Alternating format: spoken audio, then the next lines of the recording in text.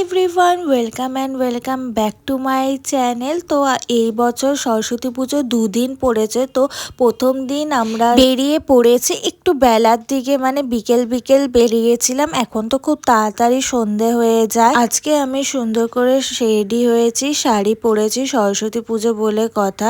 তো আমরা চলে এসেছিলাম হস্তশিল্প মেলাতে। এই বছর হস্তশিল্প মেলা নিউ টাউনের মেলা প্রাঙ্গণে হচ্ছিল, বেশ ভালোই হয়েছে। এমনি দিন তো ইকো পার্কেই হয়, তো এতদিন তো আমার তো যাওয়াই হয়নি, মানে আগের বছর তো যাওয়াই হয়নি। এই বছর একটু টাইম পেয়েছি, তাই সরস্বতী পুজোর দিনে আমরা চলে এসেছিলাম হস্তশিল্প মেলাতে। অ্যাকচুয়ালি প্রতি বছর মুভি দেখি নয় কোথাও ঘুরি, তো এই বছর ভাবলাম হস্তশিল্প মেলাও হচ্ছে আর সরস্বতী পুজোটা বেশ ভালো করেই কাটবে হস্তশিল্প মেলা ঘুরে।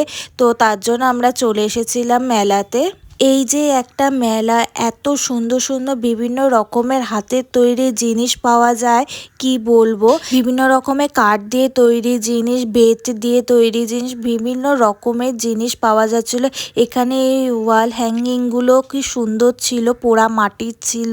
এখানে অনেক রকমের হ্যান্ডমেড জিনিস পাওয়া যাচ্ছিল। তো ফার্স্টে আমরা বাইরেটা ঘুরে নিয়েছিলাম, যেখানে একটু মাটির তৈরি জিনিস ও ফার্নিচার এগুলি পাওয়া যাচ্ছিল। সেখানটা আমরা ঘুরে টুরে নিয়ে এই স্টলটাতে খুব সুন্দর সুন্দর মাটির তৈরি জিনিস পাওয়া যাচ্ছিল।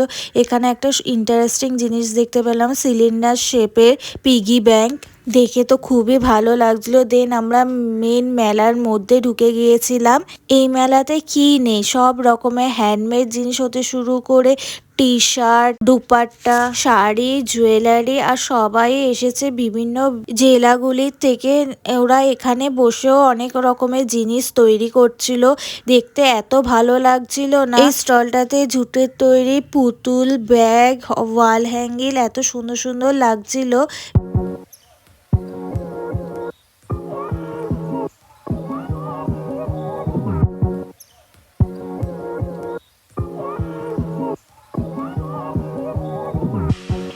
দেন আমরা মেলা এক্সপ্লোর করে বেরিয়ে একটু আইসক্রিম খাচ্ছিলাম। আইসক্রিম খাওয়া তো ম্যান্ডেটারি সব জায়গায় গিয়ে। তারপর ওখান থেকে চলে এসেছিলাম একটু অ্যাক্সিস মলে, একটু কিছুক্ষণ ঘুরবো। অ্যাক্সিস মল এত ভিড় ছিল, সেরকমভাবে কোনো ভিডিওই তোলা হয়নি।